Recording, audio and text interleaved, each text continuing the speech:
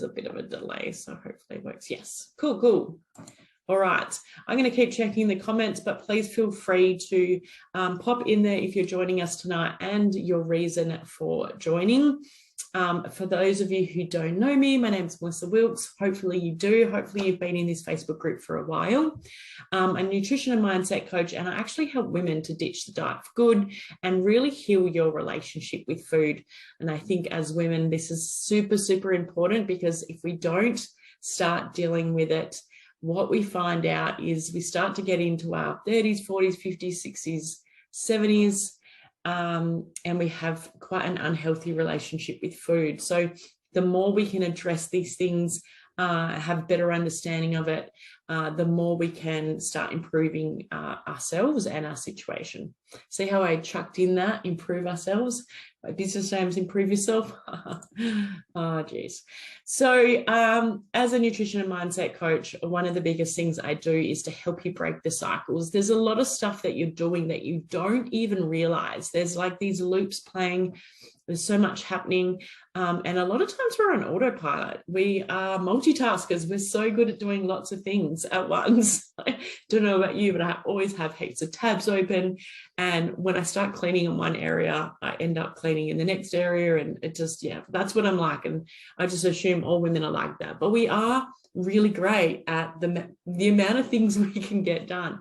But what happens is a lot of stuff is programmed in the background, and we're not even aware of it. And what happens is those things can really blow up and start being really big problems for us, and can be quite detrimental to our health. So I educate my clients, and I believe that the more we're educated, the more we have knowledge about our behaviors and have understanding about what we're doing, the more we are likely to be able to break those habits, but also make choices with confidence, make choices based on what's best for us. And that's what I really do with my clients. And guess what? I've been there. I've done it. So I know the struggle. I've been a binge eater. I've been a sugar addict. I've been through chronic fatigue, all sorts of health issues because of the way I ate. And so, yes, I love to help women lose weight and increase energy, but I love that to be like a side effect. I really, really am passionate about teaching just how to be healthy, but in a way that doesn't feel like, you know, like you're a rabbit just eating the lettuce and carrots. So let's get into tonight's topic, how emotions influence your eating behavior. I'm just going to check and see if there's any comments. Denise, this is a real health topic that I need and have needed this last year. Okay, well, hold on tight and get ready. So yeah, please, I love it when you can share more about your reasons why you're joining this event tonight and what it is that has actually sparked your interest. But yeah, emotions are a big thing, right? And so the more we know, the more we can learn and develop and make those changes. So like I said at the start, us women are very emotional creatures. Please give me a hands up if you know you're a very emotional woman. You may have been called sensitive. You may have been told that you're too emotional. I know that gets thrown around quite easily. You're too emotional, or you're over emotional, or you're very, very sensitive. Has that ever happened to you? Because I can assure you it has happened to me numerous occasions. And I used to actually get really defensive about it. Like I really, I don't know, like I saw it as a sign of weakness, I think. And yeah, got quite defensive. I don't know if you can relate. And I guess because the way we've been brought up has, taught us that. But I think us adults do it to each other, don't we? We sort of say that. So Tan said, I'm not so bad with emotional eating, but emotional drinking. Oh my God, yes. So I find women are one way or another. So what I I'll save this. I'll wait till later. Otherwise I'm going to spoil everything I'm going to talk about, but I've written it down. But yes, if you find that you are an emotional person or you've been called over emotional, please share. I'd love to know if you've had that experience, like I have. So what are emotions? Like, how do we describe them? So Paul Ekman, who was actually asked to do some research and with the Dalai Lama, he actually got paid to go and do heaps more work on emotions. And so Paul went to lots of different researchers and even scientists and people that were very skilled and knowledgeable in emotions, and did a whole series on emotions for the Dalai Lama, because the Dalai Lama felt that the more we understood our emotions, the more we would become healthier and happier, or just more balanced people, right? Pretty interesting. And so if you do want to look into Paul Ekman's work, you will see that, he teaches in a different way. And there's lots of different ways. I'm going to cover some of them tonight, but basically, what are emotions? Emotions are a process, a particular kind of automatic appraisal influenced by our evolutionary and personal past, in which we sense that something important to our welfare is occurring, and a set of psychological changes and emotional behaviors begins to deal with the situation. So a lot of us don't even really know much about emotions or haven't done any of that kind of work. So have you done any work on your emotions? Is it something that you've been aware of? So please share. I'd love to know what's your experience with yourself when it comes to emotions. And like I said, I think because I was told I was sensitive and overly emotional, that really impacted me with my own emotions and how I behaved when I did get emotional, which is very interesting. So I do suggest that you, that you think back about that, but we will cover that. And I'm going to keep flicking back and checking if anyone's written any comments. So there's so many emotions, like there's lots. And so there's a few different wheels here, because there's a few different theories about how many emotions we have and how we use our emotions. There are a lot of different theories. There's a lot of people that specialize in this. And look, I thought about tonight's session and I thought, look, I could bring in a whole heap of Brene Brown stuff, because she teaches shame and vulnerability, but specifically really goes deep on shame as a very strong emotion and feeling. And I thought, you know what, there's that much Brene Brown stuff out, but let's get really down to our core emotions. And that's what I do with my clients. I really teach them a lot about their core emotions, how to understand their core emotions, what are the sort of things that bring up their emotions, and what is their behavior and thoughts and that happens around their emotions. And this is really powerful stuff, right? This is stuff that can really change your life when you understand your own emotions and you understand how you cope and deal with things. So so I want to hear from you now. How are your emotions impacting you right now? Are you aware of the emotions that you are experiencing right now and what is actually coming up for you? Do you feel like you have an emotion that you've been holding on to for a while, something that you've been sitting in? Is there something that, if you can pop that in the comments, is there something that you're aware of? Or maybe it's an experience you had not too long ago where you felt an emotion for a long period of time, and how did it impact you? I'm just going to refresh my page and make sure it's working. Have a quick sip of my water and I'll keep going. Okay, I'll wait for some of those comments to come up, but I'd love to hear from you. How are your emotions impacting you right now?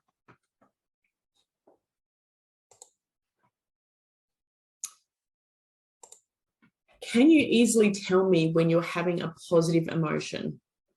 A positive emotion such as like happiness, joy, excitement. do you feel, and this is my question to you, I'm actually asking you this question, this isn't rhetorical or yeah, like I'm not I'm not just stating something, I'm actually asking a question. One of my clients picked up that they thought I was just talking, so I'm just making that clear. Can you easily tell when you are having a positive emotion? So do you know when you're like, do you know all the signs? Can you feel it? Is it something you're very aware of when you're having a positive emotion, or are you not so aware when you're having a positive emotion? Okay, so yeah. All right, so keep posting in there. That would be great. Let me know. Can you tell when you're having a positive emotion, such as happiness, joy, and excitement? Most of us are quite aware when we're feeling happy. Most of us are quite aware when we're feeling a lot of joy. And most of us are aware we're feeling quite a lot of excitement. How do you know when you are having a positive emotion? So for me, when I know is like I will sing, or I don't whistle, but I'll sing, or my tone will change. It'll be quite a lot high pitched, a lot higher pitch. I will have more energy, and I will be like a little bit more movement in my body. There's certain things that I tend to do when I'm experiencing happiness, joy, and excitement. A lot more of my childlike behavior comes out. I can be quite silly. I can get quite silly and jovial and really, really muck around a lot. I get very expressive when I know that I'm have a lot of happiness and excitement, and I'm really feeling in the feels of it. I'm just checking because, okay, I'm just checking Facebook's working, because for me, when I look, it just shows up as the main screen. Okay, cool.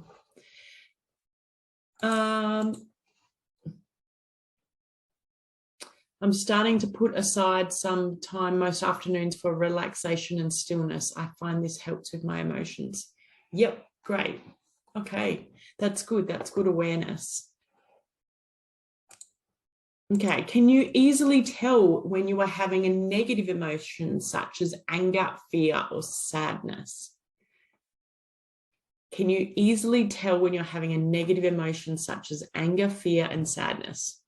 Now, you might be wondering why I'm asking you this. Like, why does Melissa want to know this? Because a lot of times when I work with women, and I know this also from my own experience, quite often we are not aware when we're actually feeling the negative moods. There's a reason why. I don't know if anyone knows the reason why we are not so aware when we have anger, fear, and sadness. I wonder if anybody knows, but I know for me how it shows up. My posture will change, my energy will change, my voice will change.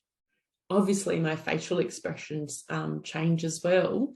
But all the things that I have when I'm full of excitement and full of happiness and full of joy, I have all the opposite happen.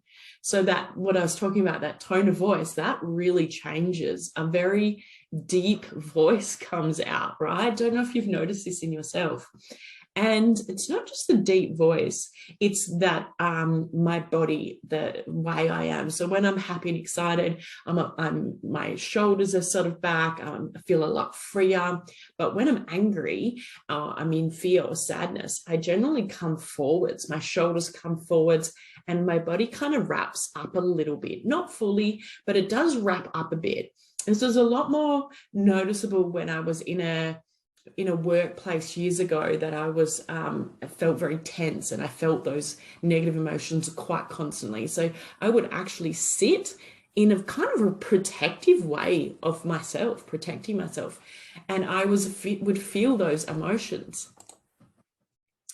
Yeah, absolutely. So Pauline says survival mode. Yes, that's what we're going to talk about today too. But yes, survival mode. And what's interesting is I find that women don't seem to know that we're in that negative emotion because either we're in it a lot more than we are in the positive emotions, or we have learnt to ignore it or to switch it off, and that it's and not to acknowledge it, not to deal with it. Don't know if you can relate to that. So think about when you were a child and what happened to you when you were upset. When you were a kid, what happened to you when you were upset, when something happened? Maybe you were angry when you were a kid. Maybe you hurt yourself and you were upset. Maybe you were sad. Maybe there was like fear there that you had. In most cases, for most of us, we had a parent, a guardian, or a sibling that would try and, soothe us, help us feel better, tell us that everything was okay, that we were going to be okay, right? That it's we can stop crying, it's going to be all right. Someone would be there to calm us down and make us feel a bit better. Oh, wow. So Pauline just shared, sent her room to calm down. Interesting. Okay. Yeah. It's interesting when we see, Pauline, I'd love to ask you a question if you're happy to share. But did you find as an adult that you actually want to go off into your room or go somewhere on your own to calm down? Whether that's like, really locked in there. So that's interesting. Anyway, think about when you were a child and what happened to you when you were upset. So I'm sure most of you will relate to this. We received feel better food. So a lot of it was the cuddles and the kisses, you're going to be okay. But a lot of times as well was the feel better food. So it was the lollipop, it was lollies, it was chocolate. In most cases, I think it was lollies. Definitely ice cream. Like, let's have some ice cream. And think about how that's actually probably something that you even took another step forward, another step into that, and you actually asked for it. Like the little girl with the lolly jar there. She's actually asking for it. She's crying and she's asking for it because she wants it to make her feel better. So if you can relate, I'd love to hear if you experience feel better food from your parents or a parent. Even sometimes teachers will do this. Not so much now, I think, but definitely when I was a child, that soothing, that way of feeling better through food when we were upset. Pauline was just saying in her answer to my question, I go to my garden. Yeah. So did you as a child have an experience like this where it would be feel better food, like the lollipop, the ice cream, the chocolate that you were given to stop crying or to stop being upset or to stop being anxious as a kid or anything like that? What I see a lot of is that it grows into something as an adult, which I call like the Bridget Jones's way of coping. So I'm assuming you've all watched Bridget Jones's Diary, Renee Zellweger. So what you see through the whole movie is that she soothes herself with food and alcohol. She soothes herself with food, alcohol, and her cigarettes. And she talks about her weight constantly. And when she's not coping, she talks about her relationship with two guys called Ben and Jerry, which, of course, is Ben and Jerry ice cream. And I think a lot of women can relate, I'm sure, that when you're sad, you feel like ice cream, right? When you're sad and you're crying, that need or that want for ice cream is going to make it feel better. I know how many times when I was sick and my nan looked after me, if I was sick, I was allowed to have ice cream. Like, why? Why was I given ice cream when I was sick? It's the last thing my body needed. But when we're dealing with some strong emotions and strong feelings, we can drink wine, we can eat things that we wouldn't normally eat, and we can definitely get stuck into some of the foods that are not so healthy. We might call this comfort eating or emotional eating or distraction eating, stress eating. There's a lot of binge eating. There's a lot of names for it. But I sort of think what we're talking about tonight is very emotion based. And so a lot of the times is that we're using or grabbing food to soothe us. When we don't feel good, we want food to make us feel better. Now, do you think that that could be because when we were kids, a lot of the times from a parent or a guardian or a sibling, or like Pauline said, a doctor, somebody that was important to us taught us to have something sweet or something rewarding, or like a food that it wasn't part of your normal food. And so when we become adults, we remember, our brain recognizes that that is the food that we would turn to when we didn't feel good, our soothing food. In most cases, our soothing food is alcohol, ice cream, chocolate, lollies, bags of chips. Most cases. Everyone's different. There's no set rules here. Jelly beans, yeah. Mine was custard and apple when I was sick. Whitaker's chocolate was soothing my soul all winter. Now don't feel like it anymore. Plus, I want to look good in bathers. Yeah, so thinking about a bit more deeply into these soothing foods that you have and how often you're having them, because what can happen is at the start of, not at the start because we start this really, really young, but what can happen is when we get into this habit, it can start quite small, and before long, we feel the need to soothe ourselves quite often. Another thing that I haven't done a slideshow on, but something to talk about, is reward eating, reward food. That's what I got brought up with. It wasn't so much it was the negative emotions, but it was the positive emotions or the positive behavior that was reward food. Eat everything on your plate and you can have dessert. Behave and you can have dessert. Be quiet and you can have dessert. So what actually happens is we get ourselves in a habit loop. So the number one there, you'll see trigger and charge written. That's when we feel that something that has been quite a negative experience has happened to us. By the time we get to number two there, it's generally that we are feeling at least one, if not many, emotions. And if you look at the emotions wheel I went through at the start, you'll see that there are so many emotions that we can experience. A lot of the times we experience multiple emotions. And these emotions, our body is not designed, our mind is not designed for us to be experiencing them for very long and very deeply. So if it's just a small light one, our mind might be okay with it. But if it's quite a deep charge or trigger that's happened, we will be looking, our mind is designed to respond and look for distraction. In most cases, it's food. Now, distraction, I teach my clients, I call it numbing out. And there's lots of different ways we can numb out. We can do that with Netflix. We can do that with alcohol. We can do that with food. What happens is we start to teach our brain that it is reward. We start to teach it that, hey, this is what we do to cope when we've had a trigger or a charge. And we've created ourselves a habit. And this habit can really spiral as we get older, as the years go on, and we get better at this habit loop. We get so good at this habit loop that this habit loop starts to roll into other areas of our lives and other things that are happening to us. We have no idea that we're searching for the ultimate reward.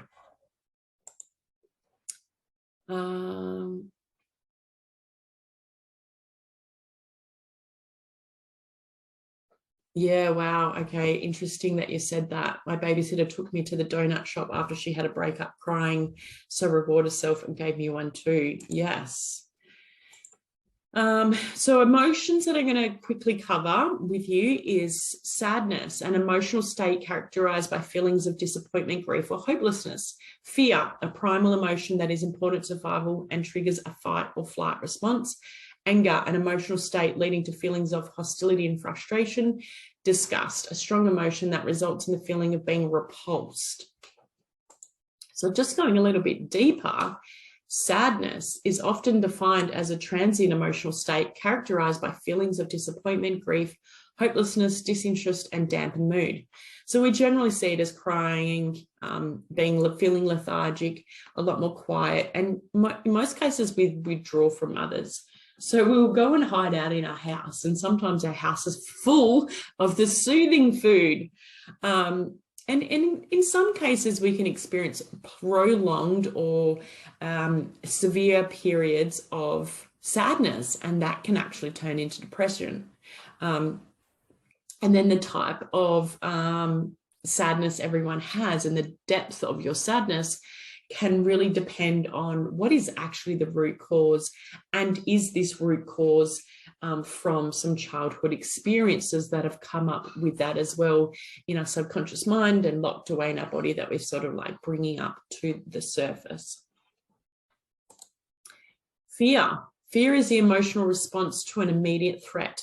We can also develop a similar reaction to anticipated threats. So things we think are going to happen, or even our thoughts about potential dangers. So we're just thinking that we're in danger. And this is what we generally think of as anxiety, because anxiety is more our fear of something happening that hasn't already happened. Some people may be more sensitive to fear, and certain situations or objects may be more likely to trigger this emotion. So social anxiety, for example, it involves you anticipating fear of that social situation. And not everyone experiences fear in the same way. So that's something to think about as well. Anger can be a particularly powerful emotion characterized by feelings of hostility, agitation, frustration, and antagonism towards others. Like fear, anger can play a part in your body's fight or flight response. Well, it's fight, flight, or freeze. Actually, now it's fight, flight, freeze, or fawn, if you want to be really technical. When a threat generates feelings of anger, you may be inclined to fend off the danger and protect yourself.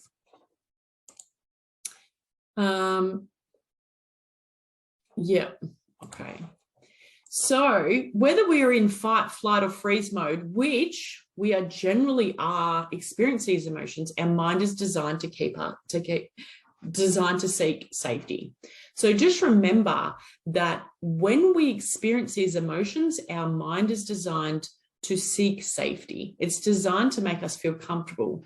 Mind is looking for safety and comfort.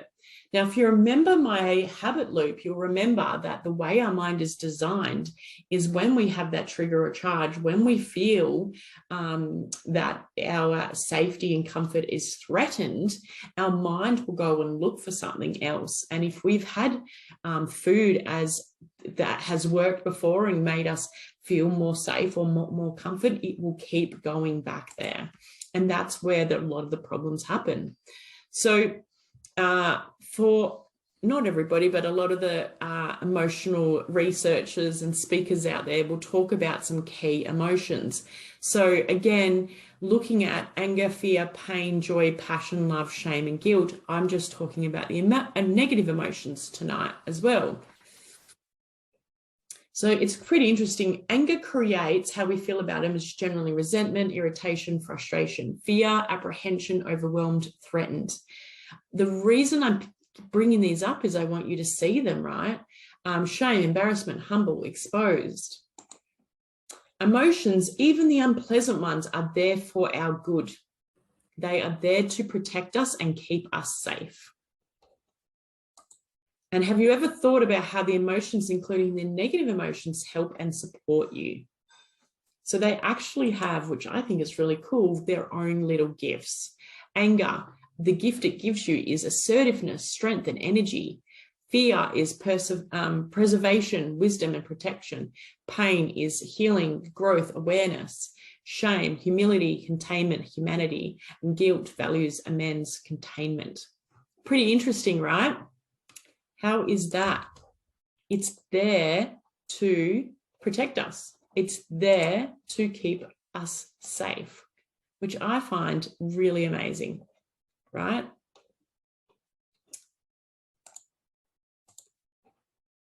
So what we need to do is look at our habits, patterns of behavior, and understand that it's some preset programming that is buried in our subconscious, and they have emotions attached to them. A lot of the times we don't even know how much emotions we're experiencing. Once you stop using distractions like food or the numbing out that I call it with my clients as a crutch, you'll come face to face with some feelings that you've probably been forcing down for a while. And this is where we have to learn that we do have to deal with our emotions. So I say acknowledge these emotions, and your relationship with food, look at how you can change your habit loops. So when we are aware of our emotions, we can start dealing with our habit loops, and we can start changing what's happening there, which is what I do with clients, and where they see the biggest changes in their health, in their eating habits, in their relationship with themselves. They just blossom and bloom, and just, you know, the benefits are just amazing because they're able to see things in a different way than you may even realize that you're viewing your life and the things that are happening to us. So the benefits of self-awareness is becoming self-aware is dealing with your emotions, and it's a starting point for self-improvement. It's where we really see ourselves up level, which is really cool. I mean, who does not want to keep working on ourselves and our situation so we don't decline, we actually improve. And if you find that you are having real attachment to food, if you find that you're getting addicted to food, most likely that you need to do this work. You really need to be stepping in and working on how you can change these things that are happening, because what happens is it's not just the weight you're going to put on, because yes, you're going to put on heaps of weight from the emotional eating, depending on, you know, how you're looking after yourself, but it's the health issues that come from it as well. It's the quality of life, and it's not a healthy way in dealing with your emotions and your mindset. So how would you like to learn more about your emotions, eating habits, and many ways to improve your relationship with food? How would you like that?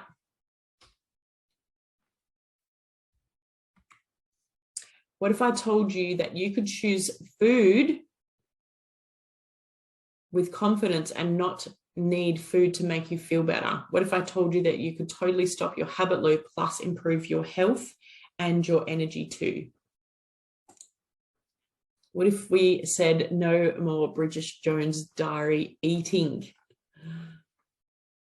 Well, that's actually what I do with clients. So if you are feeling really, really stuck, if you know that your loops are getting worse, that your eating's getting out of control, and that you are dealing with health issues, this is what I do with clients, and I would love to help and support you. I offer a free 30-minute health game changer call. And so what that means is we just jump on the phone for 30 minutes, it's free, and we look at these habit loops that you've got playing. We have a look at what it is, the type of foods that you're eating, what foods you're craving, because I can generally figure out a lot just by the foods that you're craving. They're connected to certain emotions, and we can look back at some of the behaviors that you have that you might not even be aware of, and look at how we can break those loops. So hopefully Abby's going to add that link in the bottom for you. So she'll pop it in the comments, and you can book in and have a chat with me. My retreat is coming up in 2 weeks. So if you're wanting to book in with me, it's going to have to be in the next few days, because I'm literally going to be focusing on just my clients in the retreat. Super excited. Goddess Retreat is 2 weeks away. So exciting. Just going to check if there's any comments. You're welcome to post any comments in here and let me know. It's not showing me anything. it's not refreshing. Sorry, ladies, it's not refreshing. But anyway, I'll get Abby to pop the link. If you want to book in for a chat with me, like I said, it's free, 30 minutes. Let's talk about where you are at, what is actually going on in your health, in your relationship with food, and the things that you're addicted to. And I can share with you some great tips on how we can make those changes to improve your health and well-being. Anyway, thank you so much for joining me tonight. If you are watching the replay, #replay. Before I go, something super important I need to let you know. On Thursday night this week, for any of you ladies in Perth, we are actually covering emotions in a way deeper level. So I have the lovely Nerida. And Nerida is actually a TEDx speaker. That's how popular she is. She's a TEDx speaker, and she's going to come on Thursday night to our Healthy Empowered Women session. It's on emotions with our mind and body. So this is the powerful stuff. She talks about things from a different angle than me, but she really explains about how emotions show up in our body, how they can be trapped in there, and how we can release them, which is so powerful. I'm really, really excited. So if you'd like to join us, that's at Ladies HQ in Wangara on this Thursday night. There's still a few tickets left. I would love you to join. I'll get Abby to pop that link for that is in the comments as well. Otherwise, go to the events section in this Facebook group and you'll be able to see the event and grab your ticket. So it goes for a couple of hours, includes some yummy treats and herbal teas, and me as well. We cover a little bit of nutrition chat as well. So I'd love you to come and join us and just dive deeper on emotions and how we can work on improving ourselves. So like I said, #replay if you're watching the replay. Thank you so much, and I'd love to hear from you if you need any more support. All right, take care, ladies. Good night.